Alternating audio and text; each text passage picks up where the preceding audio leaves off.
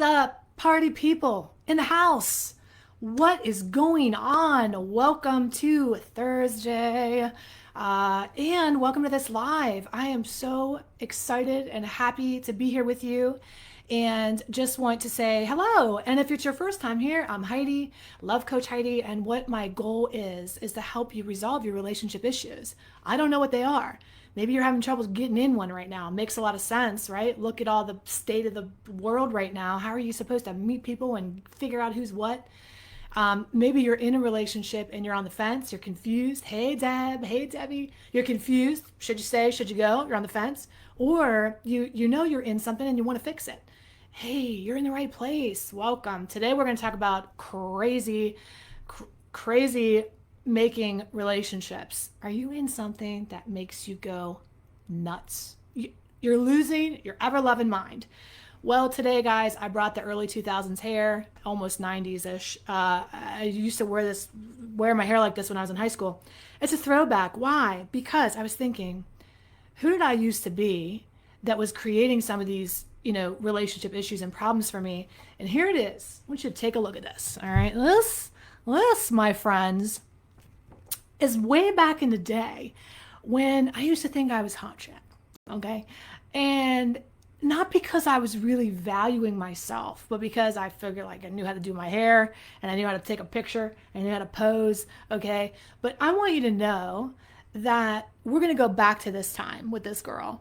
And this is a girl who was, hey, Holly, who was totally insecure, hated herself, feared abandonment, feared rejection, felt unlovable at her core, and overcompensated. Now, here I am in a picture selling sex, really, right? Back when I was modeling days, selling sex, but I feared intimacy more than anything you could possibly imagine. And so, when you're a person that has this residual stuff, you fear intimacy, you fear rejection, and you don't know it, you don't know that's what's going on with you, you get into these crazy making relationships that make you question your insanity. Now, I'm going to let you behind the curtain today, guys. I'm going to share with you my own intimate details of my life. Yes, you can count on me to do that because my lessons are your gain, right? And I'm going to talk about today the crazy making relationship that I had right before I met my husband. And so it's not Doug, thank God, right? That would suck if I was being a relationship coach and still in that game of self-destruction and madness. But it's the relationship I had right before. And I want to use a caveat. I'm not going to use his name, but here's what I want you to know about him. He's an amazing human being. Okay? He is wonderful, smart, talented, funny. He has all of these great qualities. And it was a toxic relationship. All right. It was highly dysfunctional and very toxic. And so I'm not sharing this to kind of badmouth him or out his business. We're actually still friends and probably will be friends for the rest of my life. And not every relationship that you have with a toxic person can heal, that can be worked out. But I guess I've been lucky enough to kind of look back at that relationship and stop playing the victim so much, because at the time I felt like a victim. Why is he making me crazy? Why is he hurting me? Why is he cheating on me? Why is he making me, question my own love for myself and all my blame? If he would just fix himself, if he would just get better, if he would just change, then I could be happy. Well, hindsight now on the other side of this has gifted me the opportunity to see my part in it. And how did I contribute to the crazy making behavior? And that's why I want to share this with you today, because here's what I know for sure. If you can be brave enough to take ownership of your relationship stuff and the dance you're doing, you're part of the tango that you're in, your life will never be the same again, because then you have some power, then you have some choices, then you have some decisions to make, and you can have that clarity that you need and know what you've been doing to contribute to this issue and how to stop, so that you can be happy. Isn't that what you want? Not the projected image into the world of who you want people to believe that you are, but rooted deep down in you, your real value, and have the relationships that you're meant for. All right. So, hey, Wendy, hey, Holly, hey, Deb and Debbie, say hi when you're here, contribute add your perspective, add your voice. I come here to these lives to interact with you and to be with you. So it's really important to me that you say hi when you're here. Okay. So I'm codependent. I need to feel your love. Actually, when we think of codependent people, we think of that needy person that like needs the affirmation and approval and that kind of stuff. But codependency has multiple sides, and we're going to talk about some of those other ways that it shows up in a sneaky way. So let's talk about my relationship, shall we? Let's look under the hood of the dysfunction and just lay it all out on the line and get you behind the scenes. Okay? When I met this man, Sex and the City was really big on TV. Did you guys like Sex and the City? I loved that show. And I think I loved it so much because the guy that I was attracted to looked just like Mr. Big. He was very, very good looking guy, extremely my type. In fact, I remember the first time I saw him at a nightclub called Wanda's back in Harrisburg, Pennsylvania. That's where I was living. And I was like, oh my God, like, it was like the holy grail of people. Okay. He was gorgeous, everything. I had a height requirement back in those days. He was 6'4", man. Tick, tick, tick, ticked all the boxes, right? And I remember when I would see him, I would get super nervous. I would get like this feeling in the pit of my stomach that was like, oh my God, almost like throw up, almost like this intense anxiety when I would be around him. And I thought, oh, that must be true love. I guess that's what true love feels like when you get the air knocked out of you and somebody makes you want to throw up. I guess in hindsight, Deb will know this, right? Deb, you know this. In hindsight, what is that? That is like likely a trauma trigger. Hello? Likely a trauma trigger. And I didn't know at the time that when somebody creates that intense reaction in you that fires you up that way, that likely something in you is responding, knowing, uh-oh, it's about to go down. But I bypassed that. And I thought, no, that must be attraction. That must be true love. I had no concept of what that was at the time. And so he didn't really notice me, which was another thing I was attracted to back then. You have to understand that this girl I had people that wanted to be with me. I had a lot of good men come into my life. And for men that are watching this as well, you know, I love you. I love working with my men. So I don't want to think I'm not including you, but so we all are included. But I remember thinking, you know, I had a lot of attention and affection from men, but I was turned off by the ones that actually wanted me. I mean, I had such good guys come into my life before I met this last, not that he's not a good guy, but I had guys that really wanted to be with me. And they would shower me with attention and affection and appreciation. And I would go, ew, ugh, it's too much, dude. What are you doing? Right? Ugh, you like me too much. I would get turned off by their desire for me. At the time, I thought, well, you just can't help who you're attracted to. Right? It just is what it is. But I know now that was my own fear of intimacy. I was rejecting the people that had a good shot at being intimate with and not being rejected by or not being abandoned by. But my fear of abandonment, rejection, and intimacy would only allow me at the time to be attracted to the men who were a sure bet to abandon, reject, and withhold intimacy. Boom. Mic drop. Okay. Big was good looking. Yes, he was to me. So whenever I met him, he didn't really notice me that much. And maybe you can relate to this. So a big part of a crazy making relationship is when you go into it, and maybe you've done this, attempting to a backdoor attempt at proving your value. And for me, he had just gotten out of a past relationship and was still hurting from that past relationship. Well, hey, I'm like a coach. I like know people. I'm a psychology person. So my in with him was to help him through it. It was to help him process his pain, to help be by his side, to help connect with him. And I thought at the time, well, I didn't know at the time what I was doing, but it was a subconscious attempt to earn my value. It was a subconscious attempt to prove my worthiness, to connect with him. So I thought, well, if I'm helping him get better, if I'm helping him recover, if I'm helping him out of that relationship, then I'm going to endear myself to him and he's going to not be able to leave me because look what I've done for him. Have you done that? Are you in a relationship or have you gotten into a relationship under the premise that you're going to help somebody? A lot of my men that I work with get the wounded bird.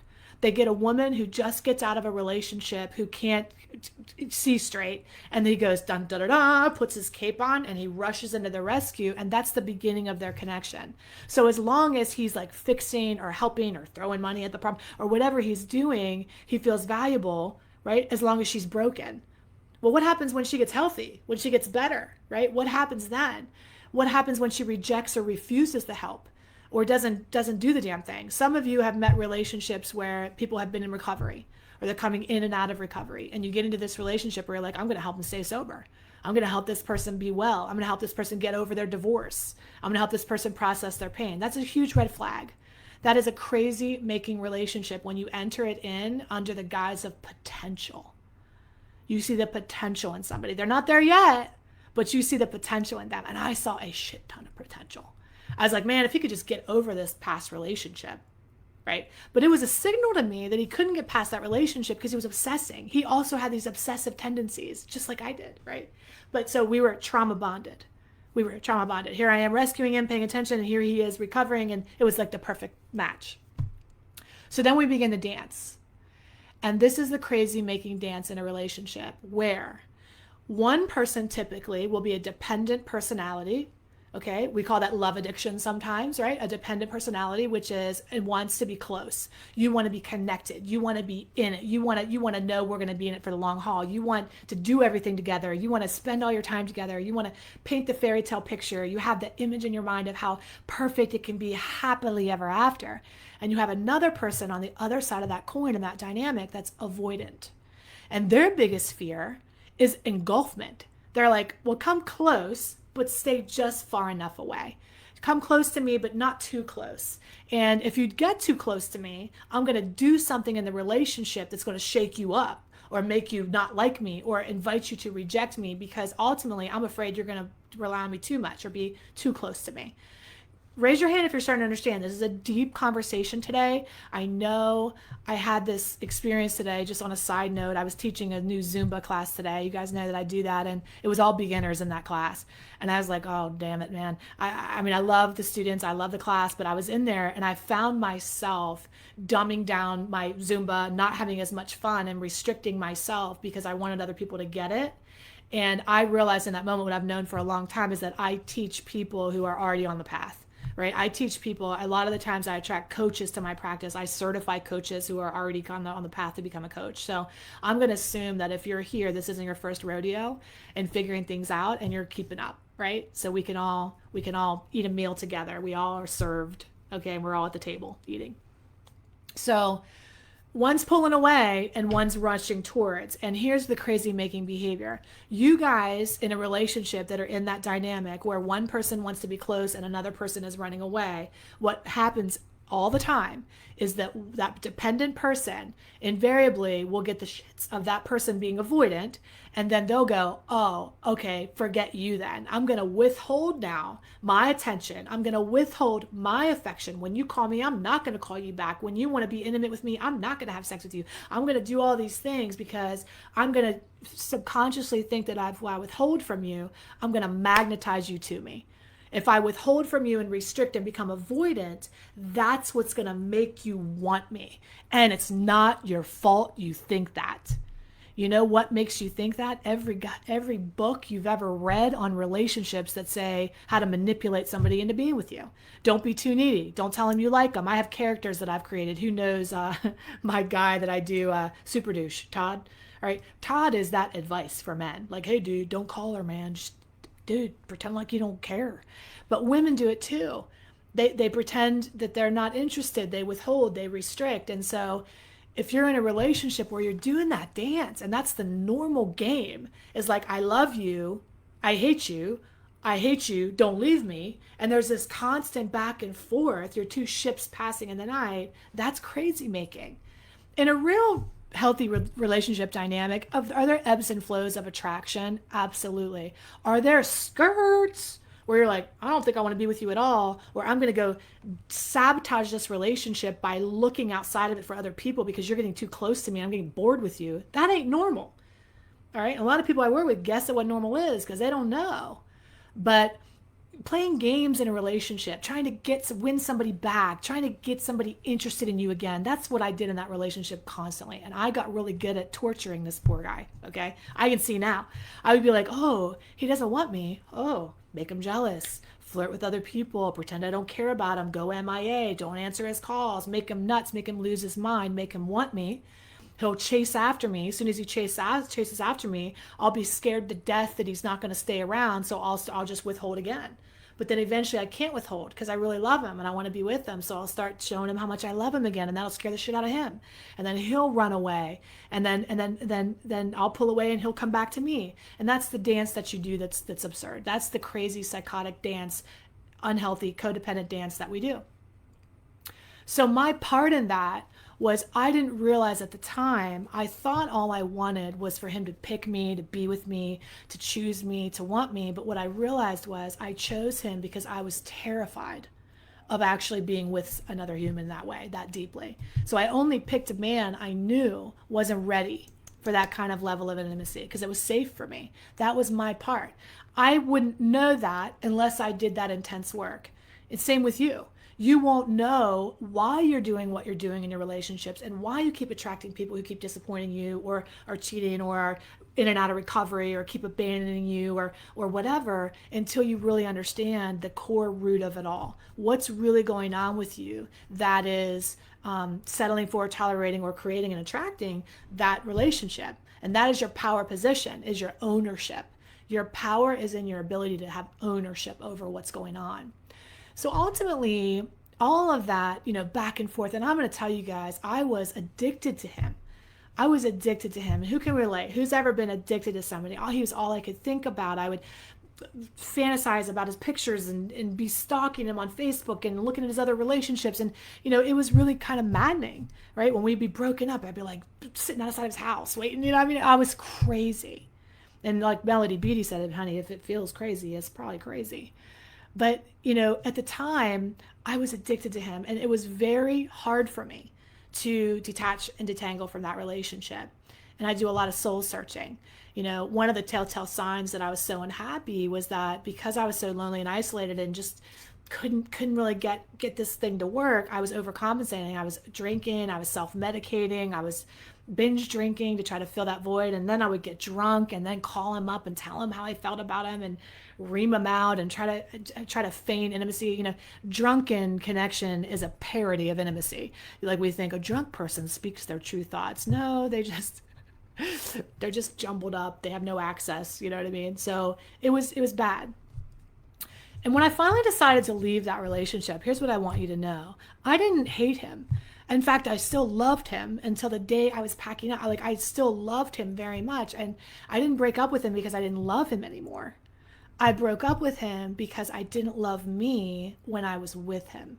The feelings that I had about myself when I was with him. Once I realized that he's not going to change, he has his own set of unique life circumstances, he's where he is, and it's really me that is attracting this crazy dynamic because I'm afraid of intimacy. I was the avoidant one too. I was also avoidant back then. I didn't know how to fully give myself because ultimately I was scared shitless. I was afraid to trust somebody. I was afraid of rejection. I was afraid of abandonment.